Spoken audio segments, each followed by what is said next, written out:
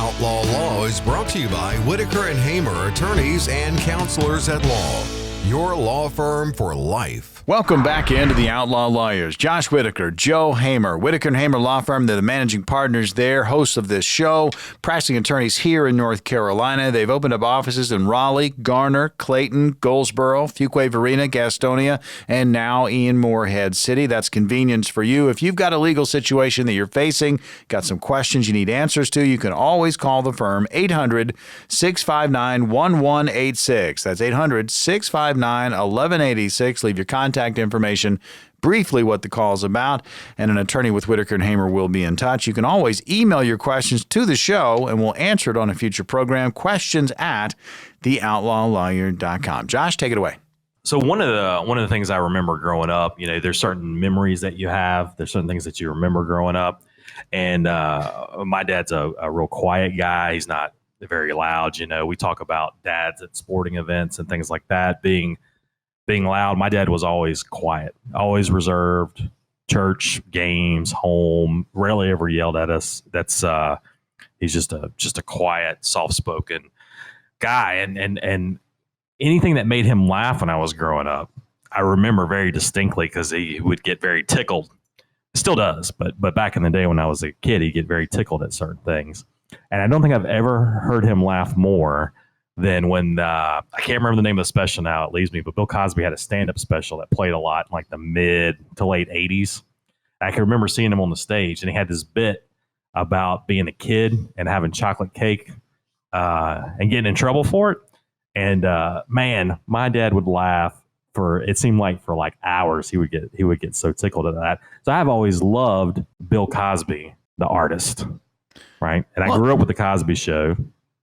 Well, he's just known, back in the day before all of his trouble. I mean, he was a clean comedian, and a lot of people, he just basically reported on the human condition, and he did it really well through comedy. And until his mid to late 70s, like none of this really became public. And then, of course, there was very public conviction that he got that was overturned. And we talked about it on the show because we were, at the time, I think we were amazed he was convicted because some of the evidence he was convicted with shouldn't have been used against him. And Court of Appeals later found that to be the case after he was in jail for 2 or 3 years in his 80s, which can't be a lot of fun.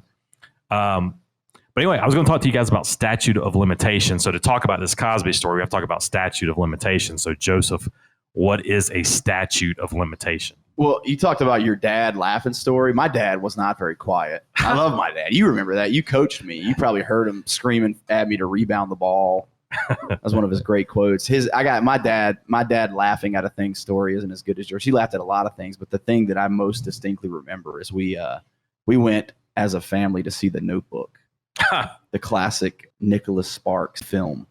And there's like have you seen The Notebook? No? Yes. I have not seen it, but I know enough about it. Real sad movie, real sad, heartbreaking ending. Anyways, you get to the end of the movie, right? And there's like this real sad moment, and the theater was dead silent. You can hear the sniffling, the crying. And I don't know what it was, man, but something hit my dad in that moment. He bust out laughing in the middle of The Notebook, man. And so not nearly as cool as your dad's story. It was actually kind of embarrassing. But that's the true thing that happened. So, yes, statute of limitations. Limitations. The statute of limitations.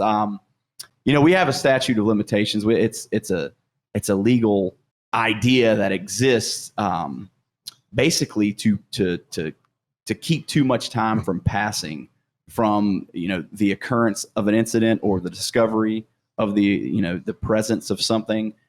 You don't want too much time to pass before action is taken on that thing. That's the simplest way I can explain it. Yeah, so there's statutes in every state that limit the amount of time you can bring a criminal charge on certain things or that you can bring a civil claim, right? So if we're in a car accident, me and you are in a car accident, and I want to sue you for injuries I sustained in the car accident, usually my statute of limitations would be 3 years from the date that everything happened, right? So usually the date of the accident, I would have 3 years to bring my civil claim for injuries.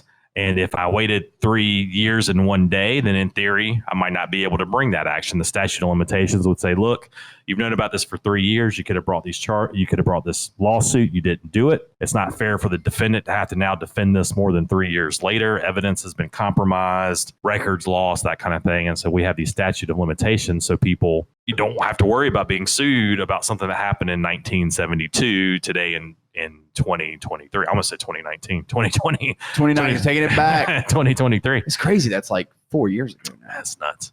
But here, and the same thing with most states have the same kind of statute of limitations for criminal charges. So if you commit, robbery in 1982, you can't now be charged for it in 2023. There's kind of lay low. Yeah, you can't lay low. They can't do that now. Because in theory, you're at a disadvantage to defend yourself against those charges because witnesses might have died, things like that. Now, some serious charges don't really have statute of limitations, right? So if you kill 25 people.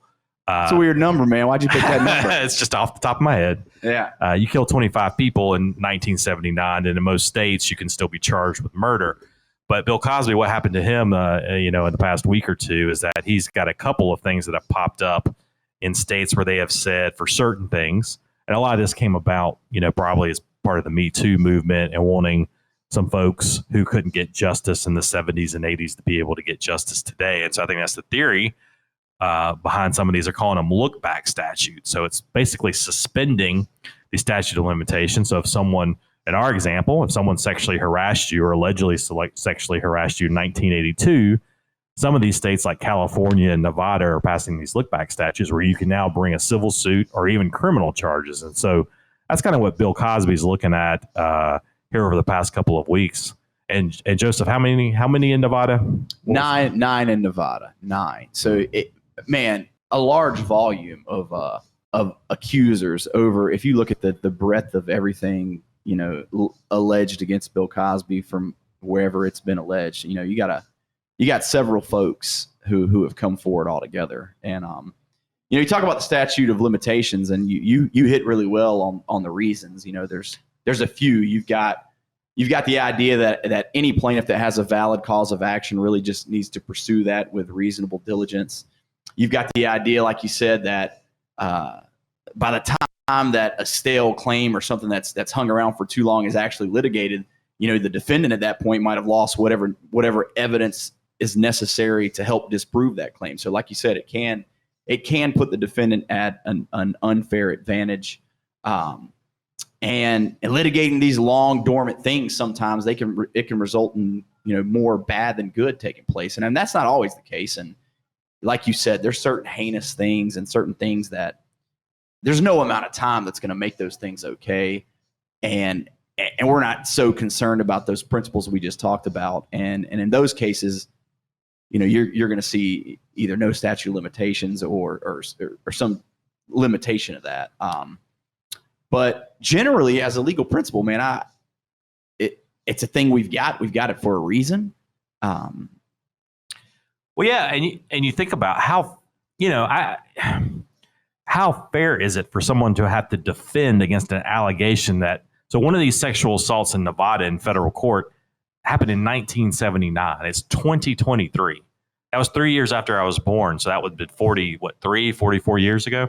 How fair is that to make someone? And again, if he did it, you don't want to. Did it? You can't sit here and make the argument like, let's let it slide. I don't want to defend someone who's committed sexual assault. I don't want to be that guy. But 1979, what witnesses are still around?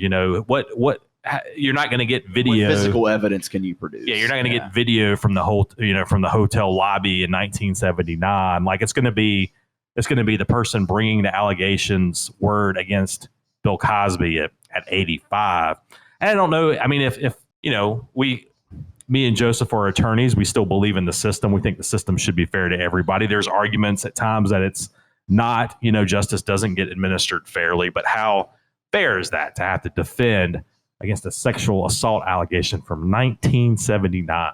Yeah, I mean, you can talk about the fairness of it in the sense of like, man, this is going to really be tough to defend. And then you could talk about the fairness of it in the sense of like, assuming this is a true accusation, it's very fair, right? Like it's very, because it's a very difficult. There's a difficult balance there between the statute of limitations, what's reasonable, what's fair, and when we should suspend it in situations like this, because again, justice kind of calls for that. So yeah, and you don't want people getting away with things. People should pay, right? People, if they commit a crime, especially there's certain things where obviously we have more leniency on, and that's why we have shorter statutes of limitations for those things. But then you've also got things that, like you said, man, people should pay for truly heinous things that they've done. And a lot of laws, like this look back law, I'm sure that sounds great, when you're in like a state house or the state senate, and someone's like, hey, these people, couldn't get a fair shake back in 1979, and they deserve it sounds good, but in practice, you kind of have to think about that. In practice, is it a good idea? And here, I struggle with that one. And we won't solve these problems by talking about it. But anyway, Bill Cosby, whether you love him or hate him, he's got a lot of stuff going on for an 85-year-old. The Outlaw Lawyers, Josh Whitaker, Joe Hamer, Whitaker and Hamer Law Firm, where you can find them. They're the managing partners there, practicing attorneys here in North Carolina. Offices conveniently located Raleigh, Garner, Clayton, Goldsboro, Fuquay-Varina, Gastonia, and now in Morehead City. Again, if you are facing a legal situation, you've got some questions you need answers to, you can always call the firm, 800-659-1186. That's 800-659-1186. Leave your contact information, briefly what the call's about. An attorney with Whitaker and Hamer will be in touch. And you can always email your questions to the show. We'll answer them on a future broadcast. Questions at theoutlawlawyer.com. We're back right after this.